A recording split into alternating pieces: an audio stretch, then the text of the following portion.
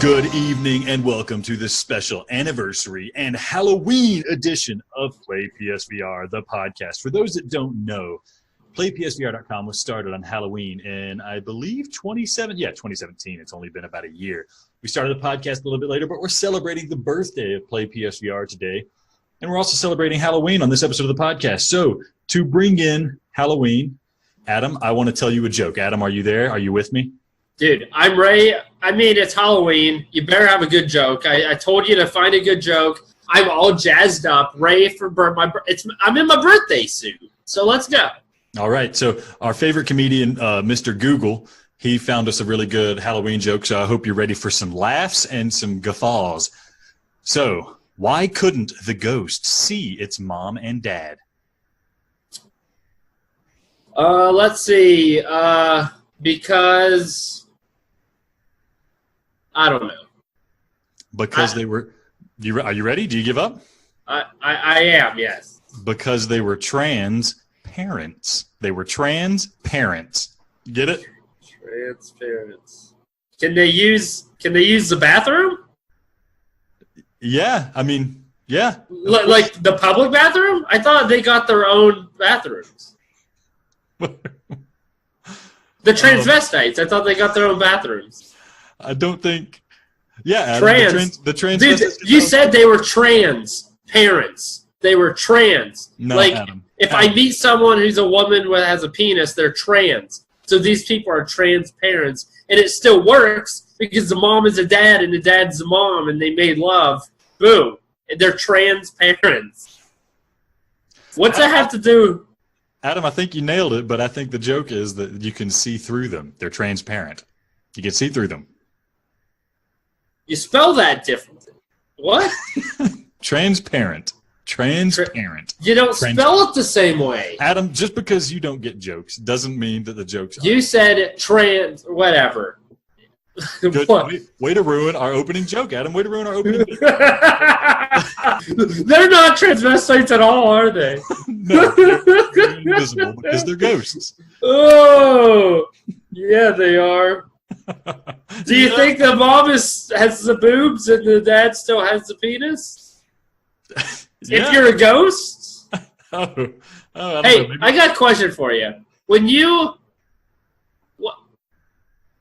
ghost someone, is that bad? Did you ghost somebody or did somebody ghost you, Adam? I don't know what it means. Did you get ghosted? I don't think ghosting is good.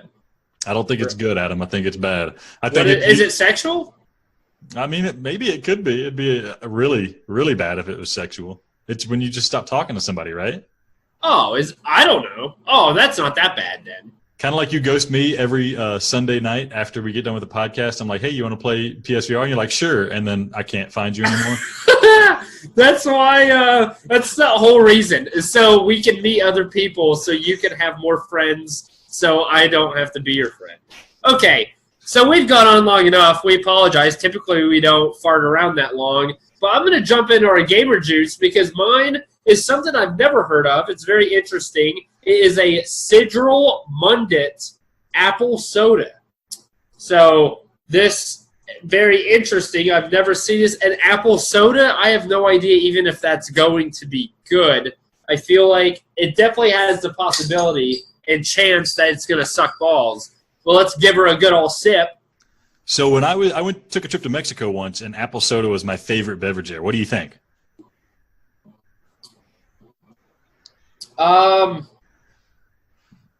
It just seems unnecessary. I mean, I guess I can't say it's bad, but... Dude, I love apple soda. You get it in the international section of grocery stores. It's fantastic. It's a treat. How do you like it? Right, rate it out of 10, like it's a review. Dude, like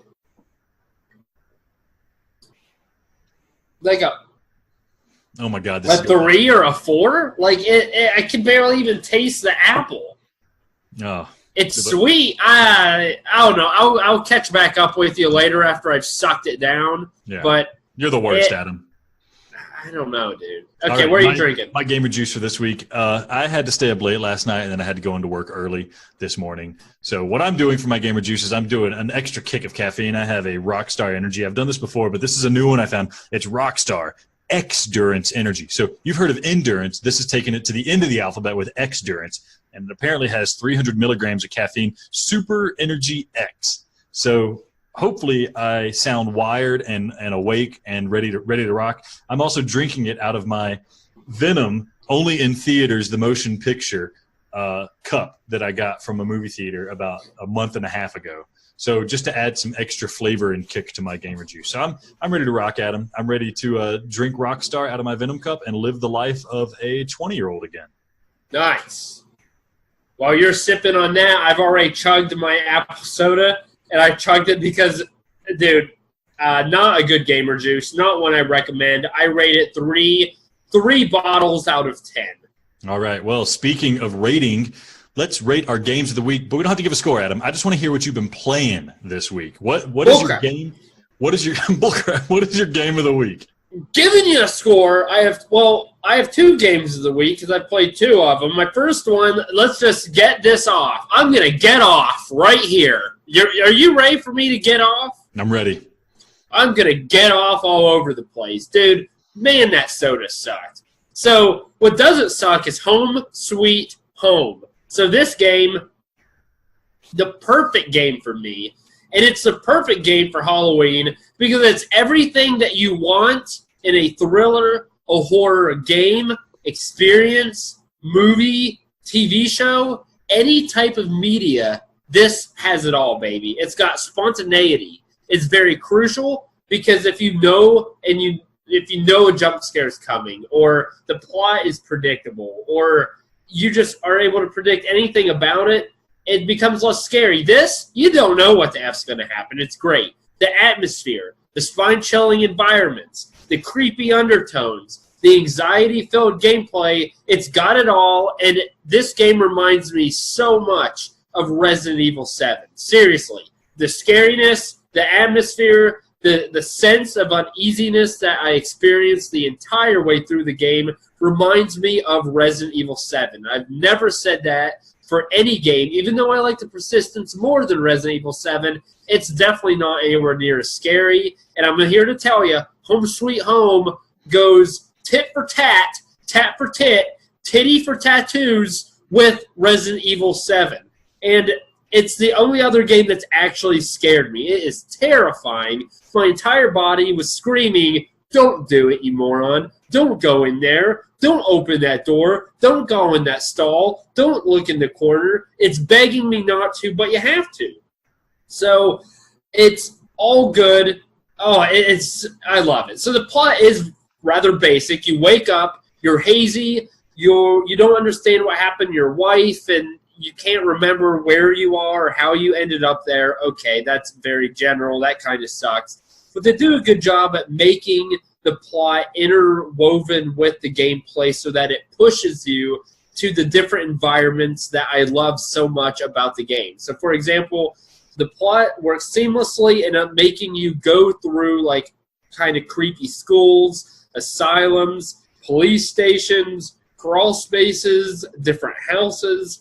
All these things you have to investigate to find your wife, and that ups the scare factor because you're in all these places and there's so much detail in each one of them that it's just so scary. I absolutely love it. And then it's not all perfect because essentially the gameplay is very much of a stealth game. What I mean that is you encounter enemies, and unlike Resident Evil 7 where you could just put a shotgun in their face, you can't really defend yourself at all. So you see an enemy, they're trying to find you, and you have to crouch and hide behind things, and your timing and wit have to be on par in order to get by them without them noticing you. So this is a good thing and a bad thing. It's a good thing in the fact that it really does make the game much more anxiety-driven because, like, for example, one enemy was in like a small library, and it was crazy dark, and you're crouched, and you have to walk behind her and hide behind things, take the right path, and have the right timing. And in that moment, you don't know whether she's going to be able to find you and if you've hidden yourself well enough. So it's excruciating. But then, on the opposite side, it sucks because the gameplay is a couple times I was bored to tears. It was horrible. So, I mean, it's like I said, it's a good and bad thing. I think overall, probably, I think that's a bad thing. Easily, that was the weakest point of this game. Not the plot, not the environments, not the scares, but that stealth gameplay. But overall, I love this game. It's so good. It's tied for the scariest PSVR game, bar none, with Resident Evil 7, but it's certainly not the best game. So don't get me wrong there. It's the scariest, but not the best. But if you like scares, if you're into horror and thrillers, this is a must-buy. Otherwise, if you're like Mrs. Princess Alex, stay away because you'll wet yourself. And I will say, though, it's about 6 to 8 hours. It's a pretty good value, too, for the price. So I'm all in on Home Sweet Home. So glad I got to play it. Well done, developers. Touche. And I hope you guys check it out because it's real good. Adam, so this game takes place in Thailand, if I remember correctly. Do you feel a little bit more cultured having played this game? Because that's something I think all the listeners, I get emails all the time. I'm reading a couple right now. Let me just scroll through the subject lines of the emails. Dear Alex, Adam seems like a homebody. Alex, how come Adam doesn't understand other countries? Has Adam ever left America? Does this make you feel like a more worldly person having played a game based in Thailand? First, I don't believe those emails because we share an email and I've yet to read one. And two, no, it does not matter. You would know that heck, half the time I thought I was in Detroit. So, no, I don't think it doesn't matter. Whether Thailand, Detroit, wherever the F you are, doesn't matter. You can't tell. It's just so scary. Like, who would have thought going into an abandoned police station is so freaking terrifying? It is. It's so good. I want you just to experience a minute of it. You wouldn't last 15 minutes, you freaking pansy, because right off the bat, they just, like, take this big, we'll just say this big thing, and it's huge and girthy and big, and it's scary, and they just shove it up there, and it's wonderful right off the bat. I mean, it's so good. I really wish the gameplay and the hiding away from enemies weren't so painful because otherwise this would be a fantastic. I mean, I rated it 8 out of 10. It's already a fantastic game, but it would make that a great game. But enough of Home Sweet Home. No. I got one more question. Quick hit. This is Halloween, Adam. You're looking for a Halloween game. You're looking for something scary for Halloween. What are you going to play, The Persistence or Home Sweet Home? Home Sweet Home. It's scarier or better? Definitely scarier, bar none. Not even close. It's not better. It is not better, but it is scarier. So when you said Halloween, that's what clued me into being like, okay, you want a scary game. You want a game that'll keep you on your toes. Boom, it's Home Sweet Home. Okay, well, thanks for that, Adam. I'm glad you got to play it. You know, Mastiff, they put out Home Sweet Home, and they put out the game I'm going to talk about in the same week, and we split up these codes, and you got to play a game that you really enjoyed, and I got to play a game I'll talk about now. The game is Heavy Fire Red Fire? Heavy Fire Red Fire. We'll call it Red Shadow. That's right. Is it? Okay. First thing I want to say, I hate that I played this game so much. So, you know, I kind of get out of my head after playing Drone Striker, which is a decent game. It wasn't anything great, but I played it and I got the top score, and it kind of got out of my head that, you know, I'm getting early access on some of these games. I need to get on the leaderboard, man. I need to play these games and get up there. So after I beat this game, I started playing the endless mode, and there was a little ticker on the side of the screen, and I saw that, you know, my rank on the global rankings were going up. I played this game for over an hour in endless mode, and I got to 11th place in the global leaderboards until I absolutely had to go to sleep. So I got the skills to pay the bills, and I'm so pissed that I spent an hour playing this instead of playing Astrobot. So, Heavy Fire Red Shadow. You're probably wondering, what is this game about? First of all, I'm going to say that this might be the jankiest game I've played on the PSVR. Now, I know it's not broken like Ranch Planet is. Ranch Planet is broken. Janky is something that it's like rugged and things don't really work well and seems like something out of an older era. This game is so janky. We're going to start with the story. The story is at best stupid, and at worst it is distasteful. So the way the story works in this game is that North Korea has assimilated with South Korea peacefully, which I thought was a good thing. They've reunited, and somehow that's a bad thing on the world stage. And apparently America is, too torn down by their own welfare program. They actually say America, being deprived by its own social welfare programs, is too weak to respond. And America! Yeah, that's exactly what it's like. These odd series cutscenes that take place right off the bat in the game, talking about how America can't handle it. So that's it. They're like, all right, North Korea, South Korea have reunited. America can't do anything about it. Bam! You're sitting on the beach. You're behind a machine gun with a rocket launcher, and you're shooting at enemies that are walking to the beach. Where am I? I don't know. I guess I'm in Guam. I might be in Korea. I might be one of the Koreans fighting Americans. I have no idea. All I know is that I'm shooting people. I'm shooting people at a beach. I'm shooting people at a harbor. I'm shooting people at an Air Force base. There's UFOs flying around, and I'm shooting people in a city that's also still on the beach somehow. I'm not too sure. So that's that. The gameplay consists, it's a turret shooter. If you play Gunjack, you know what I'm talking about. You're sitting in one spot, and you're shooting enemies as they walk towards you. You can shoot enemies with the machine gun, which is the main weapon you have, and you can shoot enemies with a rocket launcher, which is kind of attached to your machine gun. Now, the rockets are supposed to be more powerful, and you're supposed to use them to blow up trucks and stuff like that, but they're so useless because the time it takes to reload a rocket launcher is longer than the time it takes to blow up the truck with machine gun fire anyways. So first off, right off the bat, huge gameplay element thrown out the window. There's no need to use rockets except for like the one enemy that requires it. That's awful. Let's see, what else do we have? This game decides to throw in side missions, so you're shooting these wave after wave of enemy coming towards you, and you'll hear a voice say, "Side mission activated." The side missions are really stupid things like get 7 headshots in 30 seconds. You can't get headshots in this game. You have this huge machine gun. There's no way to zoom in, so you just kind of have to shoot slightly above the enemies and hope that one randomly hits them in the head. And sometimes they give you these headshot requirements, and there is no enemies around. So I don't know what the side mission deal is. It's awful. The graphics are from PS2 era. They're horrible. If you blow up a ship in the water, the carcass of the ship stays in the water. So it's just like a blown up ship sitting in the water. Another ship will go right past through it. When I played endless mode, the entire beach was covered in sunk ships while other ships were just right through. It was amazing. When you get points playing this game, you kill enough enemies, you get points to call in reinforcements. The reinforcements can be like infantry, so dudes that run on the ground and fight for you. You get extra supplies, so you can get more health and more missiles.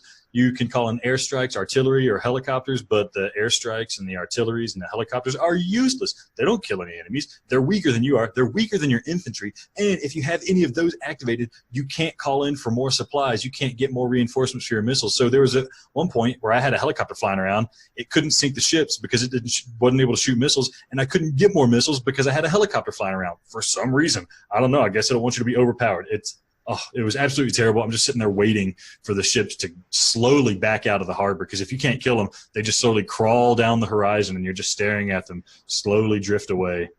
Oh, my goodness. Other thing, the game's not very difficult, but sometimes you take damage. It's impossible to know when you're taking damage. You can barely hear what's happening. I think one time I got hit by a rocket, and the sound got stuck, so for the next 30 minutes I just heard in my ear. I guess that was a rocket trying to hit me. And then the craziest thing is, when you die, the game doesn't know how to reset your gun's position. So say I have turned my gun 180 from its initial position. The gun is firing at my rear flank, I guess is what you would call it. The kill screen is going to be where the gun started, so the kill screen is going to be behind me. But it doesn't tell you that, and there's no way to turn your gun at that moment. So if you have turned your gun 180 degrees from the starting point and then you die, you can't face the screen because the PlayStation 4 doesn't let you turn around 180 degrees to even look at the screen. This game is so broken. Okay, here is the worst thing about the game. Here's the worst thing. This might be one of the most expensive games on the PlayStation VR. It is $30 freaking, Adam. It is $20 for the base game, which is a 2D game, which why would you play this in 2D? It's not even good in VR. And then you got to pay $10 more to get a VR add-on for the game. It is horrendous. You control the DualShock, so there's no motion controlling. The aiming the gun isn't even head tracking, so it's impossible to aim. Oh, I just don't know.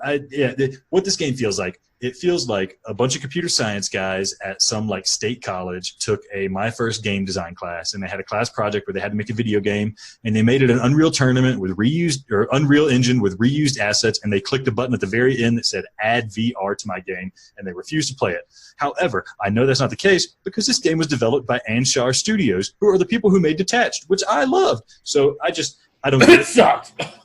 Yeah, it at least worked. I don't get it. I don't get why this game exists. I don't get why somebody would release it. I don't get why somebody would buy it. Stay away as far as you can. If you want to read more about it, read my review. I posted it on Reddit. I posted it on the website.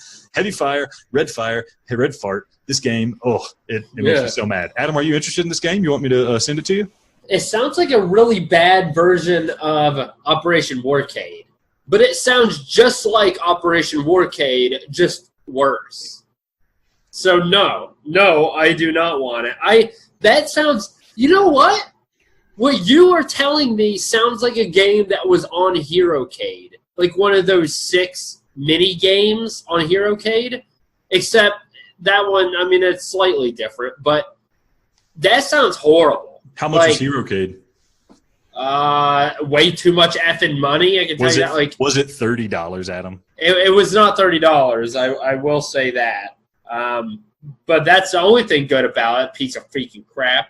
Okay. I'm not interested in this at all. I thought we were getting hot and heavy, but instead we're just getting heavy, and we're about ready to drop a deuce because you just did right there, and I'm about to drop another one right on your face. Any last words about Heavy Fire before I talk about my game? My next one? Say you're welcome for getting the good out of the better out of the 2 Mastiff games that we got. You're welcome.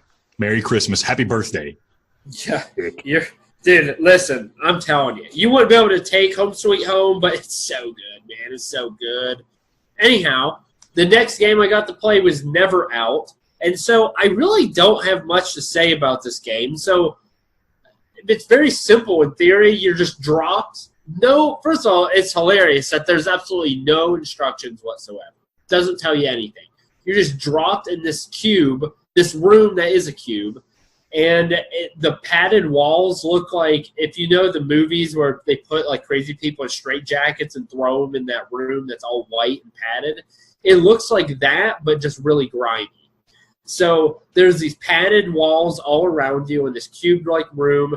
There's one tile that you can tell is special, and when you hit it, you essentially fall down that tile into the next room. So that is the point of the game, to get to that special tile that will project you and drop you into the next room. This is a puzzle game like none other, and that's the object of the game. So a lot of the different levels, they use clever little tricks. They use different blocks that you have to move from one wall to the next.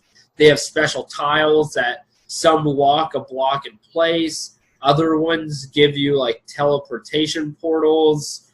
Some have like electric fences and booby traps and different things they use to make the puzzles more difficult to reach the tile. But essentially, that is the game. I mean, it's rather challenging. It's nothing it's nothing crazy. It's not as hard as Static. It's not the best puzzle game, but it's like, you know, it's reasonably like challenging, I think, and it's a good idea. The atmosphere is lacking. At first, it was kind of creepy because it reminded me of Saw, or that movie Cube back in the day, where I think we talked about last week, Alex, where essentially a bunch of people went from room to room, and one by one they all got killed. It reminded me of that, so it was kind of like creepy at first, but then they took like the music away, and there's no atmosphere, and I don't know, it's not great. The gameplay is really dull. Overall, I just found it to be a very, very average game. I rated it a 5, which I think is perfect. I would say it's quote-unquote polished. Nothing is broken. It actually, surprisingly, has really good graphics for some reason, even though there's nothing to see, but it has good graphics. And it's $7.99, so it's a nice price. It takes about 3 hours to finish. But I'm going to be honest, unless you're a puzzle fan, I can't recommend this to you. If you're a puzzle fan, think about it. Otherwise, it's just simply not that fun, and it's not worth your time. And even though it's a low cost, time is a big issue there. I would skip it. So, I mean, I honestly didn't finish it. When I got near the end, I was like, okay, I have enough to write my review, and I understand it. Maybe I'll finish it, but probably not. But that's my overall ideas there about Neverout. Do you have any idea or any questions, Alex? Do you think you'll ever get out?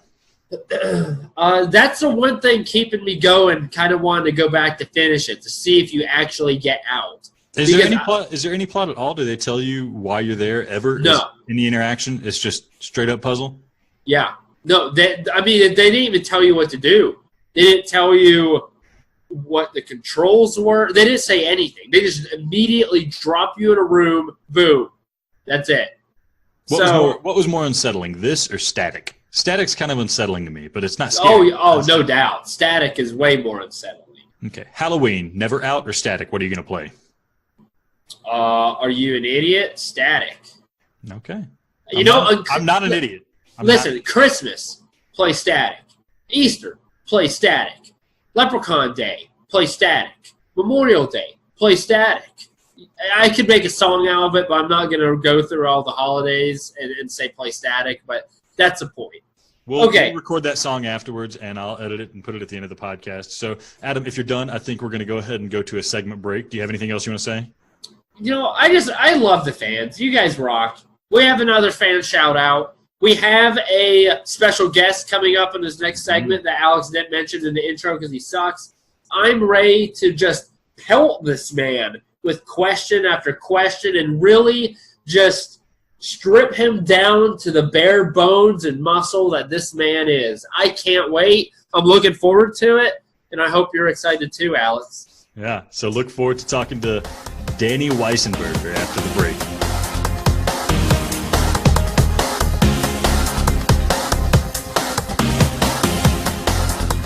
All right, and welcome back to PlayPSVR, the podcast. We have a special guest. It is one of my kind of a hero, gaming hero, person I really look up to in the gaming community. His name is Daniel Weissenberger. He's been somebody I've been following from GameCritics.com, and he does other stuff now too. And I've liked his take on games criticism, and he's also been one of the first people to really get into the VR situation and PSVR situation. So it is my honor to introduce Daniel Weissenberger. Danny, are you there? I am, and thanks so much for having me. Oh, wonderful, wonderful. Adam, are you there? Did you join us after the segment break? I'm still stewing over the fact that before we actually went live, this man told me that he had played Special Delivery, and I am getting ready to get his thoughts on it. We'll talk a little bit more about VR in general, but if I swear, Danny, if you say it's a good game, I'm gonna lose it. I'm gonna lose it. But we'll tackle that when it gets here. Okay. All right. So first off the bat, Danny, just tell us a little bit about yourself if you want to introduce yourself in some other way than what I did. Oh, no, absolutely. Yes, just a long time, one of those many lifelong gamers out there. I've been reviewing video games for 15 years. If you want to drop by Game Critics, you can see hundreds of video game reviews from me. I think the best way to get to know me is by telling you my top 3 games of all time, which are Deadly Premonition, Spelunky, and then Manhunt. I haven't heard of it. I haven't heard of either of them. So yeah, Danny, Adam's not a traditional gamer in the sense. He kind of got big into gaming with the PlayStation VR. But yeah, I flocked to you because of your views on Deadly Premonition. That was one of the. I would have never touched the game or looked at it had I not read your. I think you wrote like a 9-article piece on why it's the best game of the year, like the best game of the decade. Or something. I loved it. It was the game of the year, and it was in fact Game Critics' Game of the Year, largely on the strength of that article. Yeah, it's fantastic. I love that game. Alone in the Dark was another one that stood out for me. Nobody was talking about that. Some people were trashing it. You clued me into it with your review, and I had an absolutely wonderful time with that. So, yeah. I'm glad to hear it. I recently loaded that back up again just to see if it held up, and I stand by everything I said about the game Alone in the Dark. I think it's a treasure, and I don't get why people hated it at the time. I mean, yeah, by today's standards, the controls are clunky, but by that time standards, it was innovating in ways that I think hopefully now it's going to get a critical reassessment, because it was innovating with stuff that we're only getting into now. Brilliant physics-based puzzles in that thing. Yeah, I think people look past. There were some things that weren't quite as polished as other things, as other games.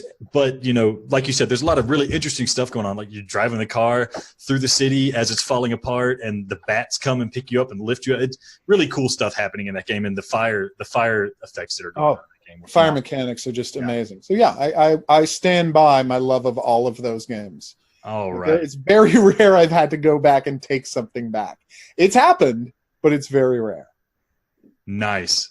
Okay, so looking at how you have this eccentric take on games, I want to ask you. You've highlighted wonderful games for me in the past, and here we are talking about PSVR. This is an arena that I feel like I'm decently educated on what games have come out, but I'm interested if there are games that are maybe lesser known or have less critical acclaim that you want to highlight, games that you think are really good on the PSVR that I might have overlooked. Okay, well, I think I can come up with a couple that you probably haven't played because they're a little more on the obscure side. But the ones I picked are all.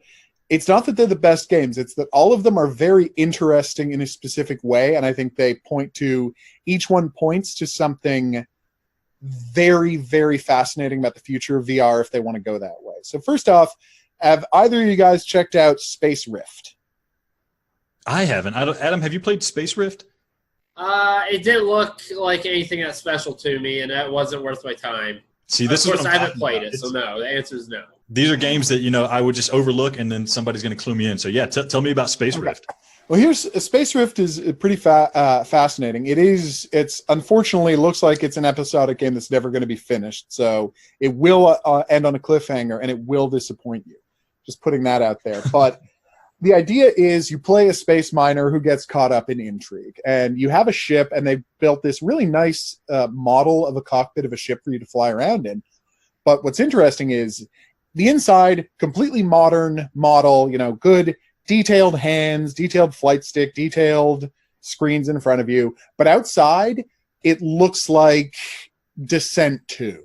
Like it looks like a game from 1997. Mm-hmm. So everything is like really simple polygons and muddy textures. You're playing in the past, but you're flying a modern ship into the past. And it's really fascinating to me because it does a great job of showing you that in VR, you don't just have to shoot for high end. You don't just have to shoot for photorealism. You don't just have to shoot for the best detail you possibly can. You can see what it's like to experience a blocky, primitive, old PC game world using the best technology we have today. And I mean, for that experience alone, I think it's worth the $5 the game costs. I was very happy to have that experience. I would love to play more of it, and it really makes me think that if they wanted to, they could go back and give us, say, X-Wing or TIE Fighter in VR, and it would be a completely worthwhile experience. Nice. So have you played In Space or any of those? There's some flight sim type games, space combat games that are out since. Have you played any? I have played End Space. It was funny. I actually quit End Space in disgust because one mission was so incredibly difficult that I couldn't get past it. I went online and I looked up. It turns out it was the last mission in the game, so I didn't actually miss anything. I was very, nice. Very happy to learn that. End Space is a good example of the guys, and I believe that one was interesting because it was like a two-person team. Mm-hmm. That's an example of guys on a low budget trying to make the best looking possible game they could. Whereas what I found interesting about Space Rift is instead of just trying to make the best possible game they could, they said, we're going to do something different visually and conceptually interesting visually. And that's why I actually put it higher than End Space. Because they were trying to do something strange and interesting rather than just doing as good graphics as they can afford the way the End Space guys did. So do you think it was intentionally lo-fi on the outside of the cockpit? Completely. Or do you... Oh, no. Yes. I believe that was intentional. Okay. Yeah. See, that's what I like because, I think I heard people talk about the game and I think they approached it and thought, this is just a janky game that doesn't have any production value. So the game looks old and it's crappy because of that. And, you have an interesting take on games. And so that now I'm excited to try. No, I have a very different take on what their intention was. But I honestly believe they were trying to do something pointedly retro because the cockpit looks great. The rooms where you load missions all look great. I mean, again, the tech isn't fantastic, but there is a visual style, like a linked visual style that goes across all of the levels and all of the ships you see that looks like an old school game. And am I saying that it is a completely aesthetic choice? No. Obviously, it was born out of limited resources. But instead of just trying to do a good-looking game and failing the way that the N-Space guys did, they said, we're going to take our limited resources and we're going to do something different and interesting with those limited resources. Like, it was intentional. They could have made a better-looking game. Wouldn't have been a great-looking game, but they could have made it better than they did. Instead, they did something visually interesting. So I really respected that choice. Yeah, you bring up an interesting point, and not to derail the conversation, because I know you got other games you want to talk about, but that's something I really like about VR right now. The scene as a whole, not just PlayStation VR, is that you would think something as technically challenging as VR, it takes graphical powerhouses sometimes to make some of these games in virtual reality. But instead of getting these huge development studios, you can throw all this money behind the tech, you're getting 1- and 2-person teams. And since they don't have the ability to make like a photorealistic game, they instead focus their energies on making a creative game in terms of gameplay. And I don't know, it's really exciting. So Space Rift, like you're talking about, that sounds like one of those games, a game I recommend to people that, it's lo-fi, graphically, it's nothing special, but the gameplay mechanics of it and the way it uses virtual reality is really interesting to me, is Just in Time Incorporated. That's a really fun game, and it's a game that would not work near as well in a flat type of gaming space, traditional gaming space. And it's something that 2 guys came together and they had this idea for a game and they put it out there. And, there's really a lot of ingenuity right there at the forefront of VR, which I think is at the forefront of gaming. So yeah, that's something really cool I think that's happening in the VR space. Adam, do you agree with me about Just in Time Incorporated, or is that another game that you hate? No, it's good. It's good. Although I would be interested to know, Danny, what Alex and I played a lot of crap. We've played a lot of crap on the PSVR.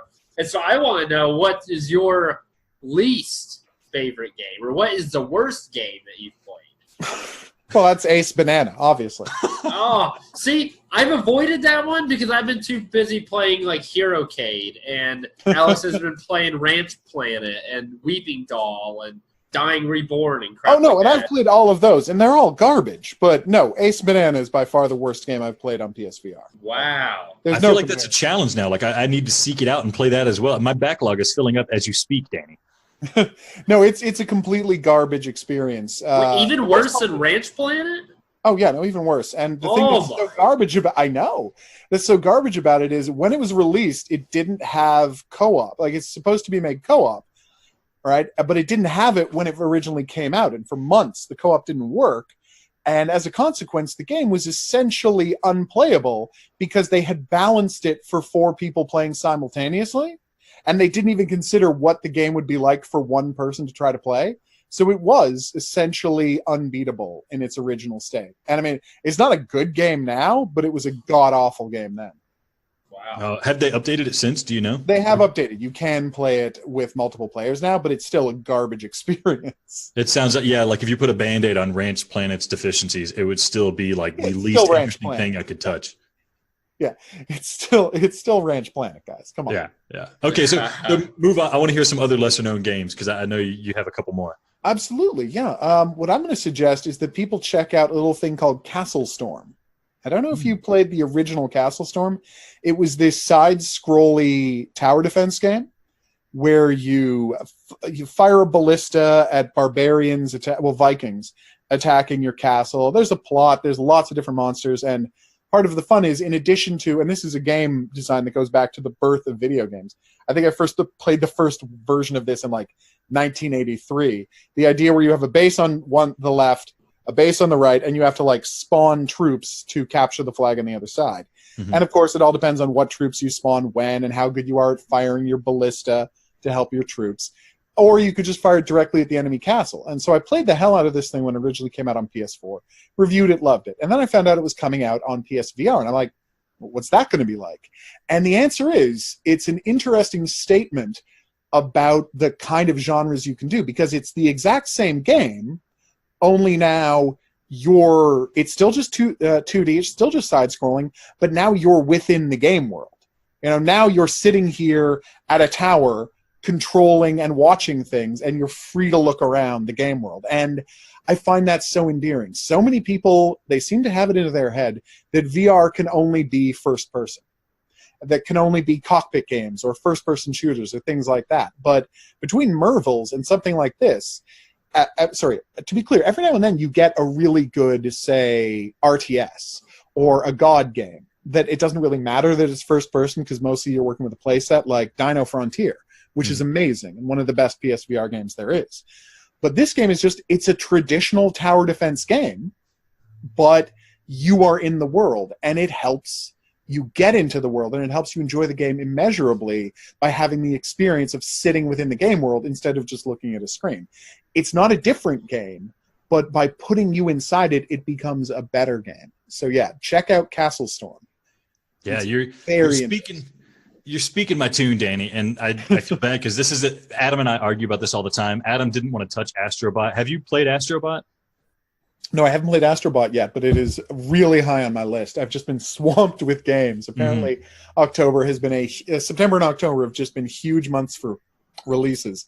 I did Valkyria Chronicles and then Fist of the North Star back to back, and those are both 80-hour games. Yeah. I saw you streaming a bit of Fist of the North Star, and that motivated me to start watching the anime. So that's what I'm doing now. I have like 30 minutes before I go to bed, I watch an episode of Fist of the North Star, and it starts off and it's so cheesy and corny and lo-fi, and the drawing is just bad. I can't help but love it, man. It's so fun and stupid. It's fun and it's stupid, and it has a lot of fascinating messages, and I cried 4 times over the course of the 150 episodes. But I'm not going to tell you where. Yeah, don't tell me. I'm excited. I'm excited. It's a great show. I love Fist of the North Star. I mean, it's not great in a conventional sense, but I do love the game. Is the game as good as the show?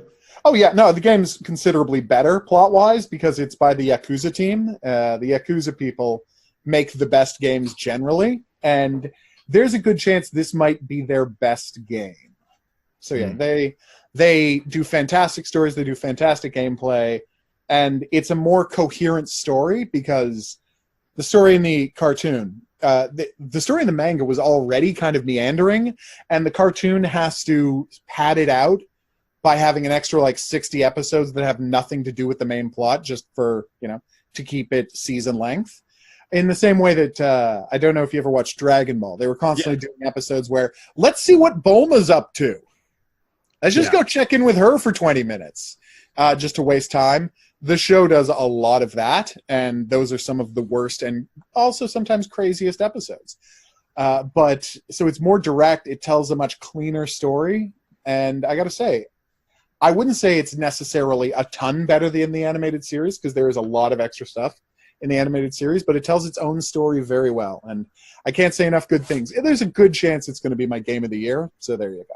That's high praise coming from you. So, Adam, do you have anything else you want to say, or are we ready to move on to his last game, I think, of his lesser-known titles? Yeah, no, I'm intrigued on your last game, so. Okay. The next one is something that it came out, it was supposed to make a splash, and then everyone ignored it, and that is Robinson the Journey. And I don't know why people didn't like this game. I mean, yeah, the controls are a little buggy, but it was this weird thing at the start of PSVR. Really early on, everyone wanted everything to use the move controls. And yeah, the game was intended to have move controls, and it didn't work when it originally released. I don't know if they've added them since, because I only played it when it first came out. But you had to play it with the controller to move around, and it worked fine. But people were so angry that it didn't use move controls, because it's a climbing simulator largely. You climb cliffs, you climb down into chasms, you climb spaceships. It's beautiful. It does a great sense of creating acrophobia. There are dinosaurs in it that you can use a scanner to examine and learn facts about dinosaurs. And what bothered me about it is no one gave it a chance because they were upset about the control scheme, because they thought, I've got these move controllers. I just paid an extra $80 for these move controllers in addition to my PSVR. Why am I not using it? I'm fine with joysticks with flight sims or whatever, but everything else should be move controllers. And I think that's really a reductive way of looking at VR again. I know I'm saying, my main objection here is I'm saying here is what people say VR is, and you shouldn't have such a closed mind. But that is the theme between all three of these choices. And this game, just because it had a controller, people dismissed what was a very entertaining, you're stranded on an alien planet adventure. They had beautiful production design. You have a pet T-Rex in it. It's cute. It's fun. It takes about 6 hours to beat. And again, legit scary climbing sequences that were kind of heart-stoppingly gah at times. So I just want to recommend that people give that a second look. Don't dismiss it just because you couldn't actually climb using Move controllers. There's 6 other games where you can climb using Move controllers. Give this one a shot. Yeah, this is one of the games. I think there was a handful of games that came out at launch that were put out by the higher end studios, so you get really good production values. This is Crytek, if I remember correctly, right? Yes, it was. Yeah, so this is one of the games I've been interested in getting, but it never goes on sale, and I think it's consistently $50. And there are so many good to great games on PSVR, I think, that I can get for $50. I could get a handful of really fun and enjoyable games for $50.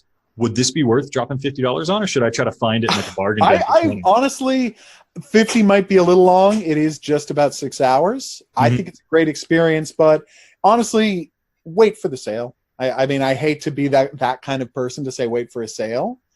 If you have $50, you don't have anything better to do with, absolutely. But if you told me you could get this thing for $30, I would say, yeah, 100% $30, it's completely worth it. But when you get into 60, I'm like, come on, I can get Fist of the North Star for 60.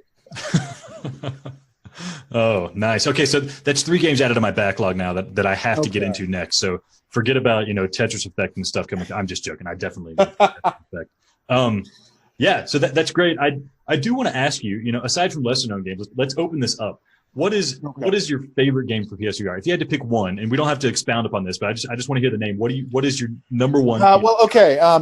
The best game, and I've got 2, and I'll tell you why. Okay. One of them is a VR exclusive, and one of them is just a game where you can play in VR. Okay. Right? And obviously the game where you can play in VR is Resident Evil 7. It's a transformative horror experience. It's the best Resident Evil game. I adore that game. Can't say enough good things about Resident Evil 7. Love it to pieces.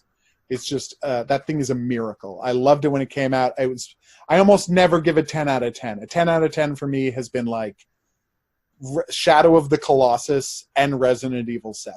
Mm-hmm. That is basically it. So that is how much I care about Resident Evil 7. But you don't have to have a VR to play it, so I'm not going to say that. You want best just PSVR game that's just VR? I Expect You to Die. Really? Oh, I love that. Wow, I've never heard that take. So there you go. It's another interesting take from you, Danny. I almost feel like you're trying at times, but you explain yourself so well. Now I have to hear you expound upon it. Why do you think that's the best PSVR game? Again, it's simply put that it perfectly utilizes the technological limitations. Like, they know it's PSVR. They know you're not going to be standing up and walking around in a big area. They know you're going to be sitting in a chair and reaching for things. And they're like, okay, that is our limitation.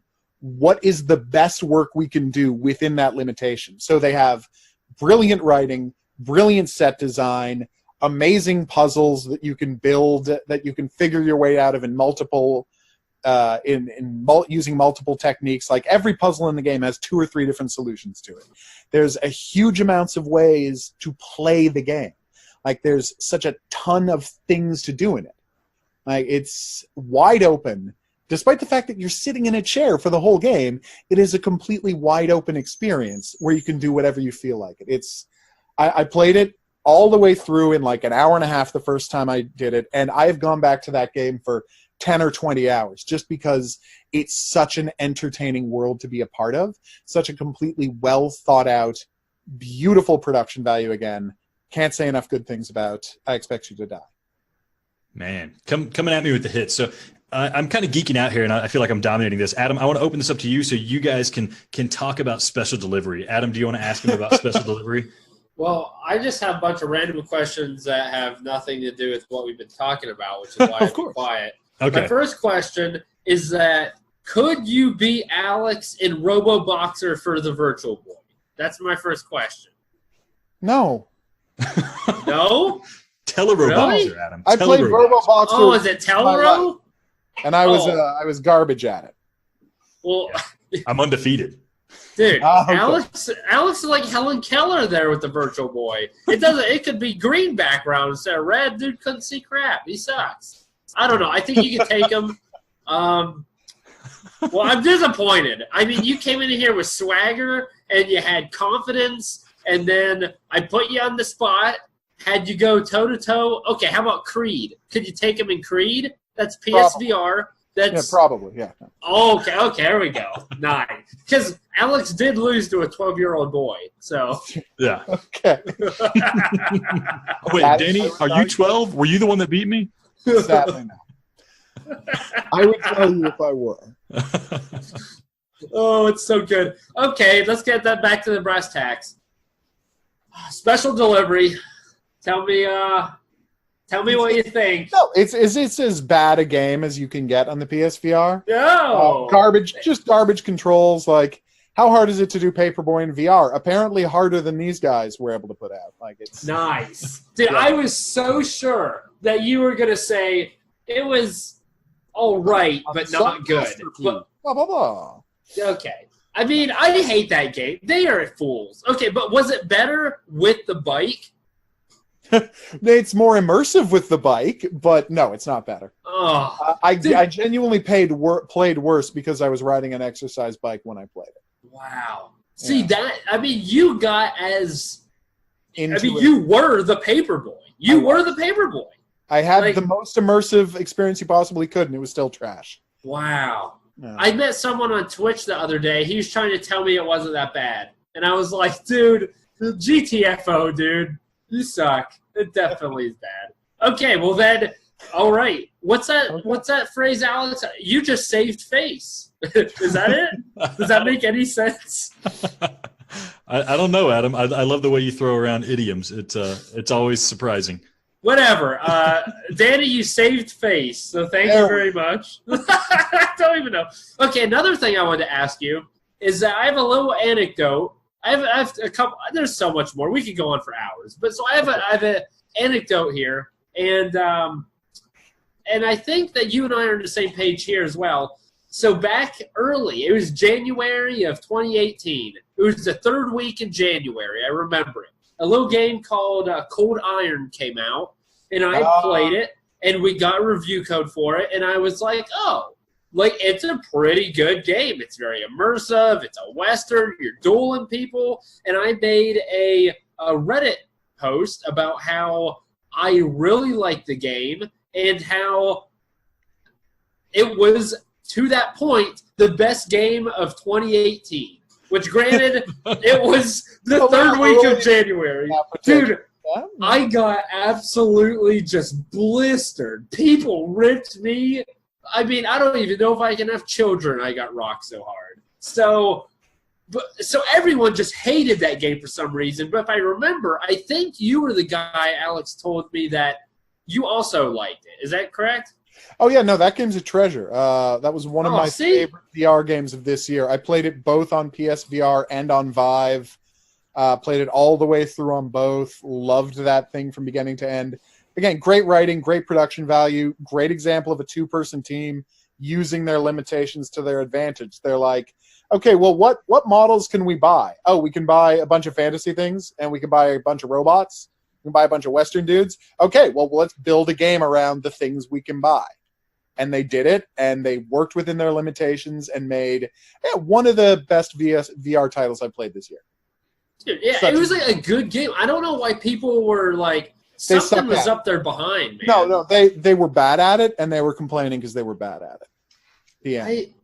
I mean, it took me some practice. I don't know. Maybe that's how people are, dude. I don't know. But I was fending off. Because at that point, we began Halloween of last year. So, I mean, we're like 1 year old.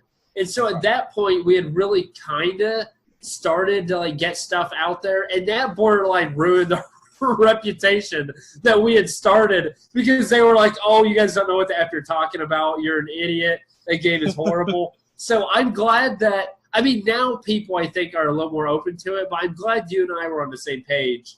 And it makes me feel better that not completely wrong, because Alex didn't believe me either. Like, well, it's an easy game to love. It really is. I think they did a fantastic job with that. And I mean, and this is where I just get arrogant. I was the first person to beat that game. Oh, nice. Yeah. Did you get it early? Is that why? I think I got it. Yes, I got a pre-release copy, but I didn't beat it until after it came out. Did you ever beat the moon battle, the fight on the moon? Fight on the moon, man. It's been so long since I've played it. I don't even remember. If you get top ranking on every single bad guy in the game, you have the opportunity to have a bonus fight on the moon. And you actually fight a full version of the gunsmith, and he has like a crazy high amount of hit points. You have to win, I think it's like 20 duels in a row against him without ever losing. It's a nightmare. Horrible. It is a nightmare, and I was the first person to beat it, and I was very proud of that fact. Very nice, dude. Definitely. Oh my, yeah. I definitely haven't done that. Okay, dude. Nice. Congrats! What a beast. Yeah, it's such a good game. Yeah, and I recommend Cold Iron to everybody. Nice. Okay, I got one more question for you, and it's a reviewer type question. Okay. So I had a review this week about Neverout. I don't know if you got a chance to play it, but essentially in that review, I gave it a 5 out of 10 because it's a very average game. I wouldn't even say it's a good game. It's very average. It's there. Yeah, it's there, but it's very well priced, $8. It's about 3 hours of content. So in my review, I said, if you are a puzzle fan, this is a game you should certainly consider because it does have good puzzles, and I mean that's what it is. But if you're not a puzzle fan, it's a 5 out of 10. It's bad, or not bad, but it's very average, and I wouldn't recommend it to you. So someone complained to me that it can't be a 5 while I also recommend it to some people.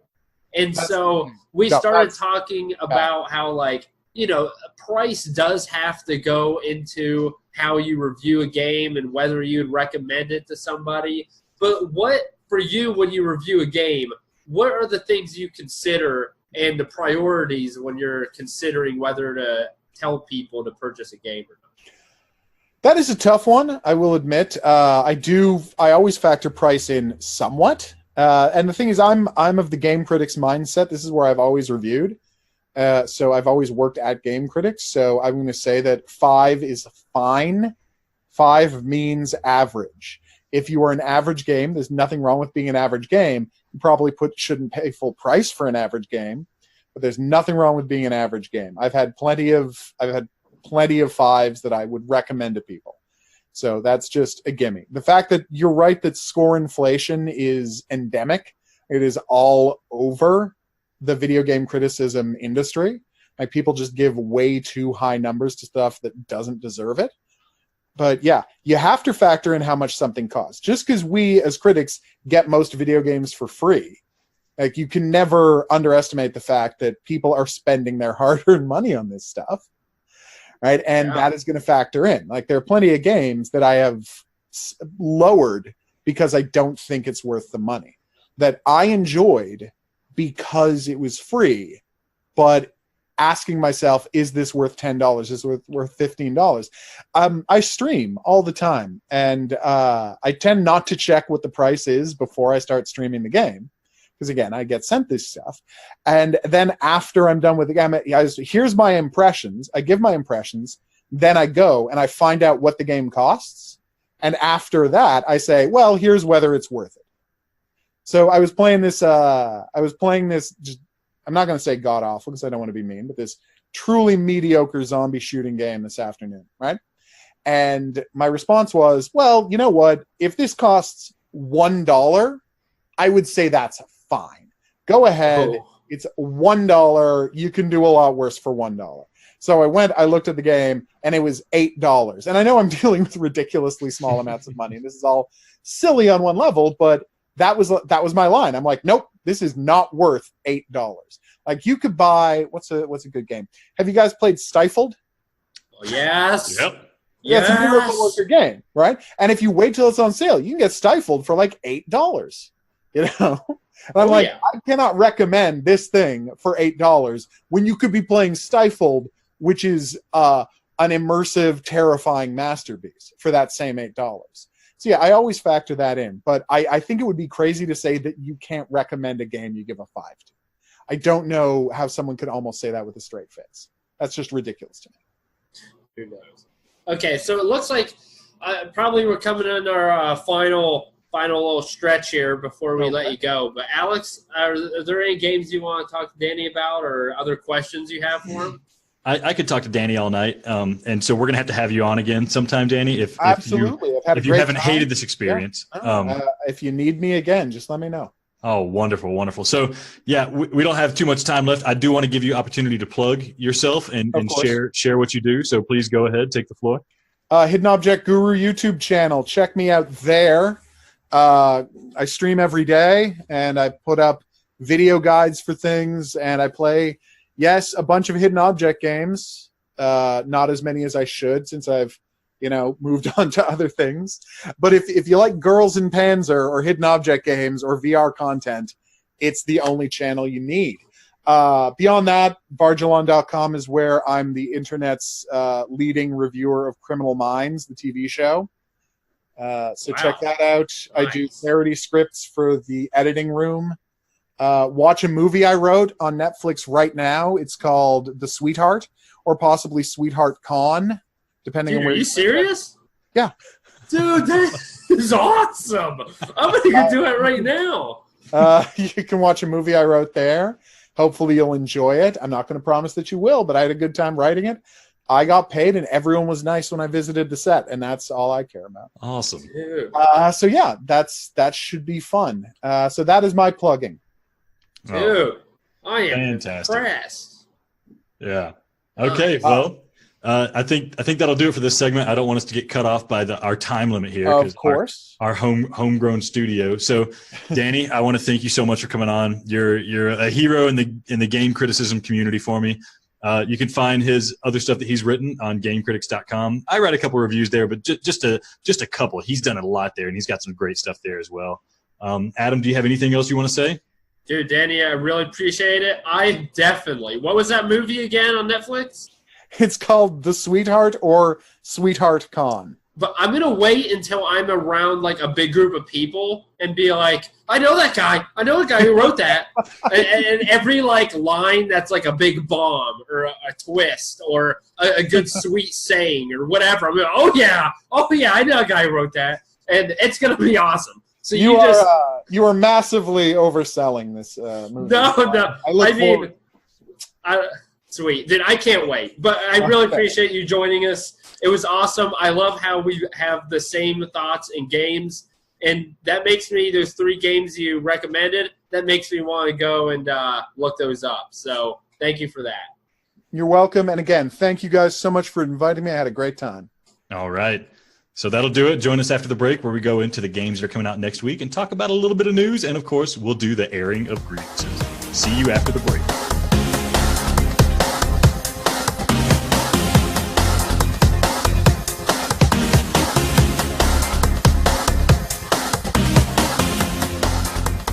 Welcome back to segment 3 of PlayPSVR podcast. So we want to thank Daniel again. And, I mean, check out his movie on Netflix. World-renowned screenwriter. What a beast. I mean, what's that guy?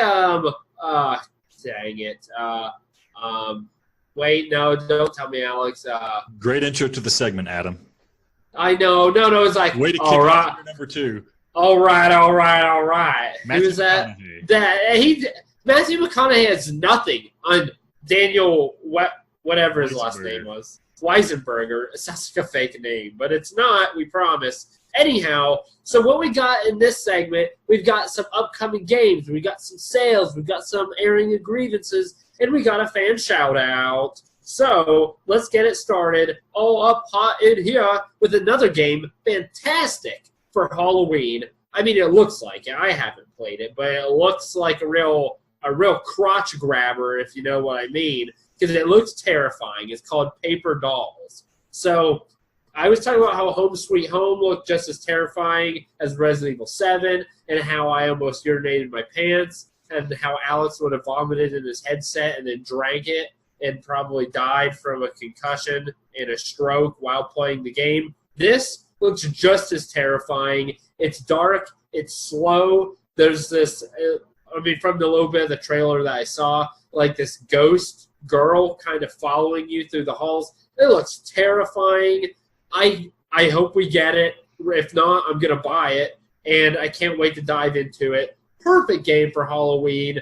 I mean, keep them coming. I don't know if these two games were aiming to be released near Halloween or if it just ended up being like that, but you could not come up with a better time for two horror games for the PSVR, and I hope it's as good as it looks. So that is Paper Dolls. Look for that coming out this week.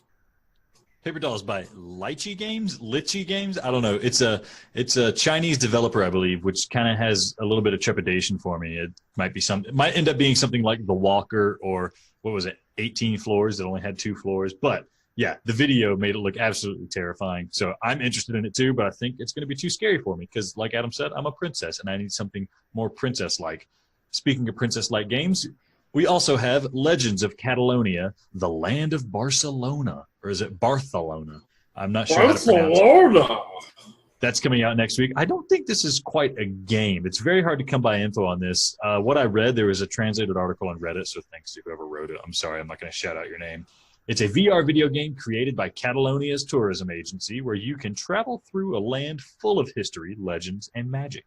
Catalonia. Characters like Football Club Barcelona's ex-player Charles Puyol will help you through a path of proofs placed in amazing scenarios where you will travel from the Roman Empire to medieval times. That could be interesting, but I'm going to say it's probably not going to be that great. So I'm not excited about it. If we get a code, I doubt we're going to get one. I don't even know who to contact to get this game. It might be fun. It might be an experience. I have a feeling it's going to cost like $20 and it's going to be worth about $5 or less. So yeah, there's that. Adam, I'll give you that code and I'm going to play Paper Dolls. So, moving on from the games that are coming out next week, we got a big boy coming out the week after that. We're talking about Tetris Effect. And speaking of Tetris Effect, Adam, I know you're going to be excited to hear. You were worried because Tetris Effect was going to be $40, but we got a demo coming out, buddy. They just announced there is a Tetris Effect demo coming out November 1st. So you're going to get to try it before you buy it because you know you're going to buy it, Adam. How do you feel about getting a demo of Tetris Effect? Okay, so here's the thing, man. Like, I'm just torn up inside because I was so excited for this game. I loved Tetsuya, even though I've only played one game that he's made, but I loved it because it was that great. And so I was so at $40 effing dollars, though. I mean, you might as well stick a cake pan up my rear end because that's so much money for Tetris, bruh. And so I am very glad that this is going to have a demo. But the thing is, I don't know. I don't see someone playing a demo and it being bad enough. Like, the game's not going to be bad. It's just, is it going to be worth that $40? So I don't think anyone's going to play it and be like, oh, wow, that wasn't good. That's not going to be worth $40. So if anything, it's going to convince me to buy it unnecessarily, in which then I'm going to regret paying $40 for it. Like, dude, I am so mixed and torn up. I don't know, man. Should I just do it? I mean, you've already done it. Yeah, you should, because you're a person who appreciated Rez for what it was. And Rez came out and it was $40. And the gameplay of Rez isn't that complex. And I know Area X alone to me is worth $40, but Rez had a little bit more going for it. But Tetsuya Mizuguchi, man, he doesn't play around. He's at the point where he's building a legacy of games that he's making, and he's going to make this one count. He wouldn't be charging $40 if he didn't think it was worth $80. So, yeah, it's going to be a deal. I think you should go ahead and pre-order it so you can get the soundtrack, you get some themes, I believe, and you get some avatars. And, if you're still on the fence, Adam, just get the demo. Get the demo, and you're going to feel like an idiot for not having pre-ordered it earlier. It's going to be magical. Moving on. I'm definitely going to get the demo. Yeah. But the thing is, should I wait I guess I might as well wait to play the demo before I pre-order, right? I think for you, Adam, you're such a weirdo and you're so inconsistent in your gaming tastes that, yeah, you need to wait because you might not be mature enough right now to appreciate Tetris Effect, and you might have to wait and play it first. Maybe. Anyways, more news. Sony has patented some, I guess, ideas or inventions, and it looks like they're taking the next step in virtual reality. So they got some patents that cover multiplayer VR. So it had some schematics for people wearing multiple headsets in one room. So I guess, maybe the next iteration of PSVR is going to allow me to wear a headset and my wife to wear a headset, and just me and my wife, and my daughter can stay neglected while we play PSVR. There was also some things there about hand tracking. Looked almost like a bracelet or something that you wear instead of holding a controller. Hey, if they can pull it off, anything's better than the Move controller. And they also had inside-out tracking, which I don't want to rely on the PSVR camera or the PlayStation camera anymore. So if they can get the inside-out tracking and hand tracking and all this stuff together, it could be something really amazing. But I'm just happy that it shows Sony is invested in VR and they're looking forward with it. Adam, does any of this stuff get you ready, get you going? I mean, my issue is more the fact that, I'll take it. But, dudes, this is great. Fix the freaking Move controllers. Quit dicking around with this new, we can play with two. Most people don't have two people in their house that wants to play VR. Some do, and you're unique, and I wish I were you, but I'm not one of you. And I know 90% of people aren't you either. So it's great they're coming up with this new technology that two people can play in the same room, but fix the Move controllers. They suck. And also, if you could get rid of that effing cord, that would be baller. You should see my TV. It's what are two fake characters, either TV shows or cartoons that are all made of wires or electricity or something? Do you got anything, Alex? I got nothing, man. Just say a squid or a jellyfish or something. Looks like a electric whatever. It looks like a bunch of cords made love and had cord babies. That's what it looks like, and it sucks. So, fix the cords, fix the Move controllers. They give us this fancy bullcrap about, we can have 8 people play VR in our rooms. So forget the multiplayer, Adam. The inside-out tracking and the hand tracking, that's improvements on the controllers. The hand tracking is an improvement on Move controllers, and inside-out tracking means wireless PSVR. So that's what that means. So quit complaining. You're getting what you're asking for. Moving on, Sculpt VR just released an update that includes a hang gliding mode and a climbing mode. So you can make your creations, zoom in, make yourself small, climb to the top of whatever you made, and then hang glide and fly around your creation. That sounds awesome. I'm a terrible artist, so I still hesitate to play this game. But, man, I saw a video. Some guy made the Grand Canyon and started hang gliding around it. That sounded amazing. Also, apparently, you can now 3D print the things that you create in Sculpt VR. So, Adam, I need you to 3D print a bust of my head that you made in Sculpt VR. If you could somehow maybe get you and me very close but not quite kissing in Sculpt VR, that's what I want you to 3D print. Can you do that for me? Dude, it's very hard to make something that big like that video showed, the Grand Canyon, that is going to take a butt ton of time, dude. It's a great game. It's easy to use. It's fun. But it would take so long to create something that you could actually hang glide. That's the one negative. But if you could do it, that's awesome. Yeah, I mean, I think there's artists out there that enjoy spending time. That's like a meditative experience. Somebody made a Kratos on Reddit. It looked, photorealistic almost. It was incredible looking. But yeah, I don't have the ability or the patience or the time to do something like that. So that's what I'm missing out on. Maybe if I have something I want to make in 3D print, I might get Sculpt VR to do that. Regardless, I'm really impressed that they're updating the game and adding so much more stuff to it. It's just another thing in VR that's incredible. Another little piece of news I want to touch on, Firewall 0 Hour released another patch. We're all looking for the patch that improves some of the matchmaking in the game and some of the modes of the game, but this patch crashed the game and people were unable to play the game. Come on, First Contact Entertainment. You guys can pull this out of the fire.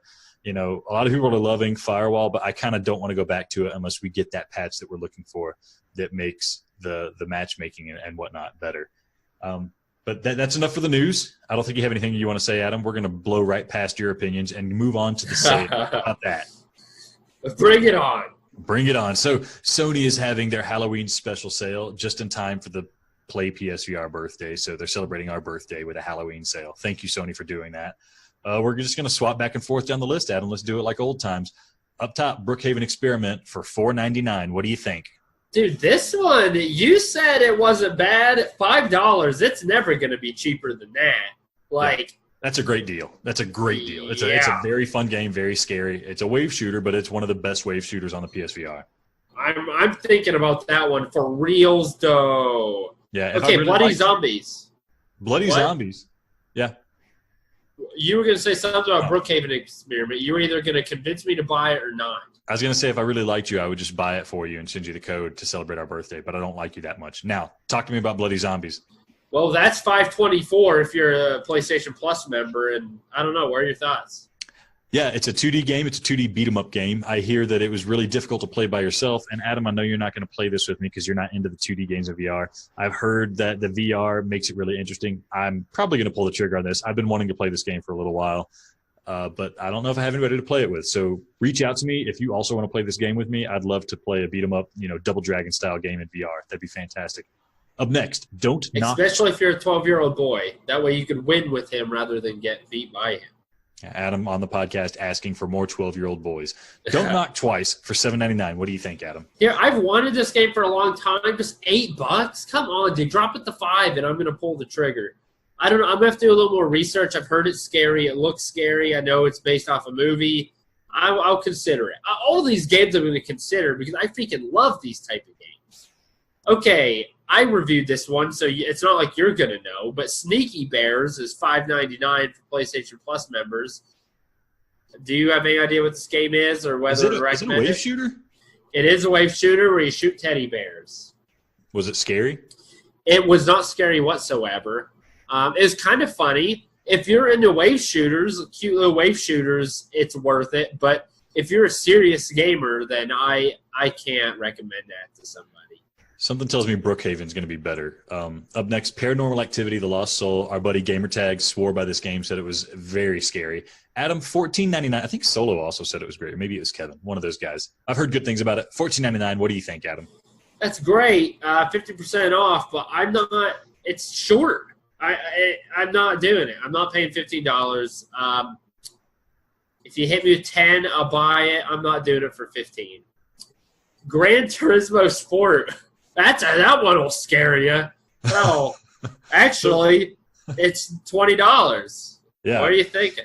20. So this is a game I'm really into. I like the driving sim games. Gran Turismo is going to have great graphics. $20 is a wonderful price for it. Just don't have the time. Don't have the setup right now. Don't have a steering wheel. I'm not going to pull the trigger yet, but it's a permanent price drop. So in the future, I'll probably get it then. Maybe if it drops cheaper, I'll definitely buy it. Adam, Dead Secret, $7.49. This is another game I really wanted to play when it came out, and they told us no, they wouldn't give us a review code, and I kind of got sad. And then I didn't buy it then. But then I didn't hear anything about it. Like, no one talked about it at all. I forgot it existed until I saw it on this list. So I'm still interested in it, but I'm going to have to do some research. And it may not be a good sign that I didn't hear a single thing about it on Reddit, Twitter, nothing. So do your research there.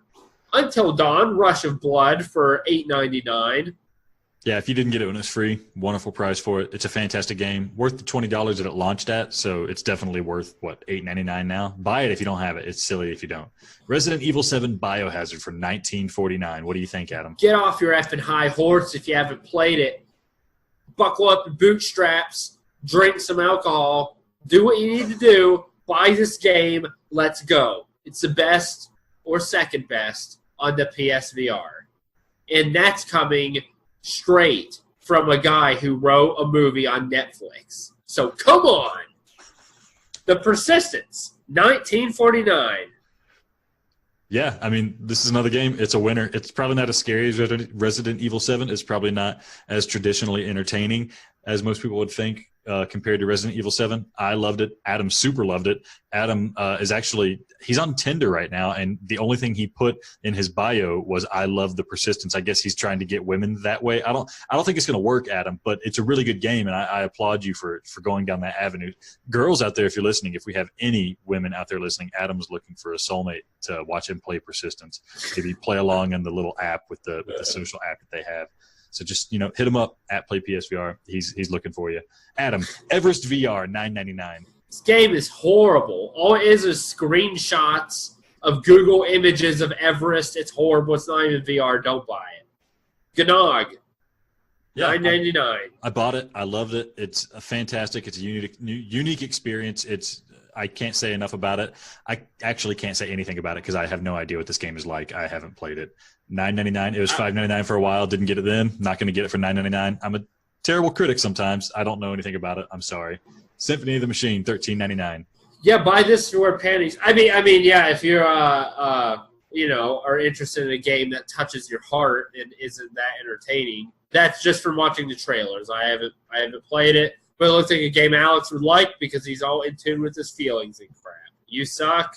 The Inpatient also sucks, and it's $14. But is it worth it still?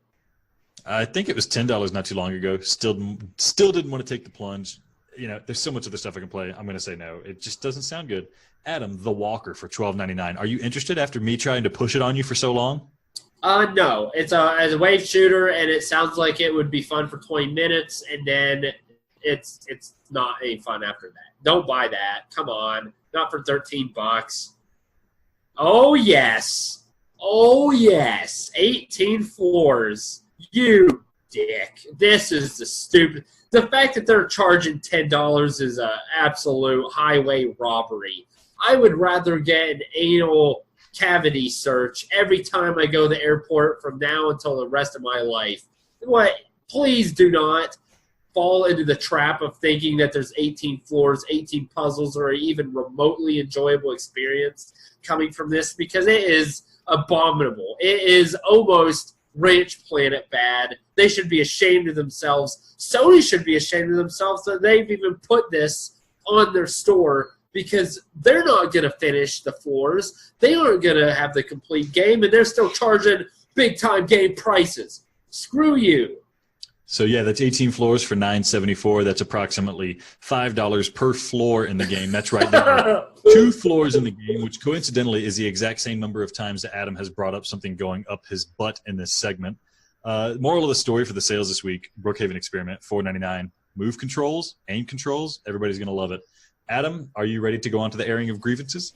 Dude, okay. So here's what I don't know if I'm torn up. I don't know what I am, Alex. So Little Star came out with it's not an update, I guess. I don't know what it is. They just said now they can officially allow users to subscribe to RSS feeds.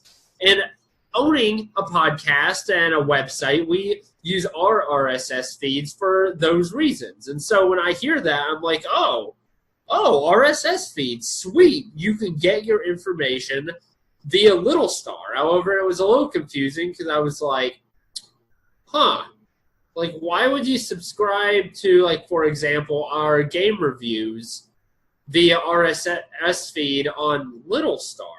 And then I started reading the comments. And then everyone is talking about pornography.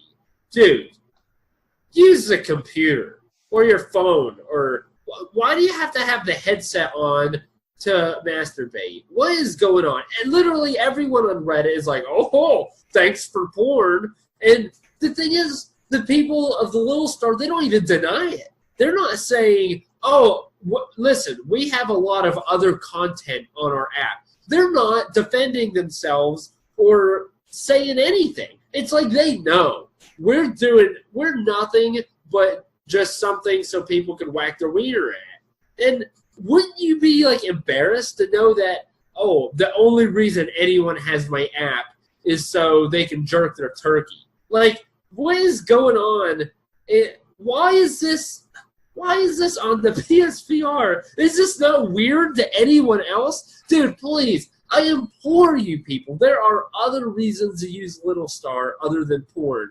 You have some very badly resolution type of movies and videos. Heck, use it for Play PSVR material. Subscribe to our reviews, our podcasts, our Twitch, our accessory reviews, blogs. You can do all of that stuff with our RSS feed. Do not use it. Do not use Little Star to rough up the suspect or warm up the altar boy's dinner, or don't give yourself a low five or make floor babies. Don't do the 5-knuckle shuffle. Don't adjust the antenna, bash the bishop, beat the meat, strum your filthies. You get what I'm dropping. Don't use Little Star to whack off. It's weird and it's unsettling. And imagine if your mom saw you through the window and you just have your little headset on and you're just going to town. Like, that's messed up. What are you even watching? Cindy Aram, or who is the other chick you had? Kyrie Mashlight. Kyrie Mashlight. And she's classy. She'd never be on Little Star. This is, like, come on. Is this what we are now? What was it, Flag? Where are the sex robots and the potatoes? Bring them all, you freaking filthy animals. You should be ashamed of yourself. It is nasty. That's it. I just can't believe Little Star is just accepting the fact that everyone uses their thing to watch porn, I guess. Get off your high horse and out of your butt, Adam. People have different tastes and different desires and different abilities. You know, not everybody can use the phone. Not everybody can use the computer. Sometimes your mom needs a computer. Sometimes your parents take your phone. Can you imagine how stupid you would look, like, actually doing that with your headset on? No, I actually recorded myself. I looked pretty cool doing it. It was actually. Daniel. I looked really cool. It was something. I tried to share it, but YouTube took it down. But I'll try to figure out a way. Dude, I'll admit something. I tried once, and then I was like, wow, I'm lasting a lot longer. But then I was just using the motion controller. I wasn't even pleasuring myself. I was just pleasuring the motion controller. I thought it seemed big. Oh, I just burned myself. Okay, we need to move on because this has crossed the line big time. Airing of grievances. My grievance, it's a minor one. The drop is coming out too late, Sony. And these VR developers, they're not letting anybody know. Adam and I try to be in touch with the games that are coming out. We're in touch with developers and publishers and promoters of these games. And we're still finding out, you know, the Friday night before a game comes out on a Tuesday, what games are coming out. There's no info we can get about it. And so where's the hype? You know, I don't know. I would have loved to know, you know, Mind Labyrinth VR coming out. I could have gotten hyped for it. And I'm playing through it now and having a good time with it. But it's just really frustrating. Come on, guys. You're making games. Why don't you promote it? Why don't you make it easier for us to find you? We want to talk about your games. We want to get ready for your games. Don't hide it. You know, this little light of mine, come on and let it shine. Let me subscribe to your RSS feed on Little Star. Let me watch you making that game. Let me watch you playing, man. I want to have a good time with you. So that's my minor grievance. I don't really have much else to say. So what we're going to do, ending this segment, we're going to do a shout-out. I want to give a shout-out to Patrick Wall. He hit us up on Twitter and just let us know that he's enjoying the podcast. We're glad that we can join you in your commute in the car when you're in the podcast. That's something I enjoy, listening to podcasts in the car. I like to hear myself talk, so I listen to the podcast in the car as well. And I'm glad to join you, and I hope you don't get pulled over because you're listening to Adam peeing beef stew. So thank you, Patrick Wall. Hope you enjoy listening to this episode again. And I also want to thank Danny. You can follow Danny on Twitter at GC_Danny. You can watch his streams on YouTube. He is the Hidden Object Game Guru, or HOG Guru, and watch all of his content. He streams some VR content too, so you're going to get some good stuff there. And you can read his writing at GameCritics.com. He does some PSVR reviews, so definitely check him out. He's always got a unique take, and you might find something that you like that nobody was talking about. So, Adam, that being said, take us away, man. Dude, first of all, I'm glad you finally shut up because you thanked everybody I wanted to thank. So you jerk. Alex just wants all the attention. Regardless, if you're still listening to us at this point, I want to thank you because Alex just thanks the people that immediately give him stuff like nice words and whatever Danny gives. I guess he gave us a Netflix movie, so that's what he gave Alex. Anyhow, I want to thank you for listening to this episode of Play PSVR, the podcast.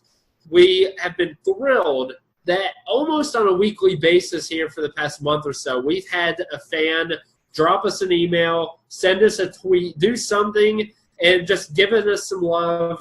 And I love your loving, okay? I'm digging your loving. I would love to have a weekly fan shout-out segment, but we have to have someone to shout out. So keep it coming, guys. Thanks so much. We love the feedback. Catch us on PlayPSVR.com, Reddit, Twitter, Twitch. You know how it goes. Thank you so much for your support, your love. We'll be back next week. Happy Halloween. And, hey, happy birthday to PlayPSVR, where virtual reality is our reality.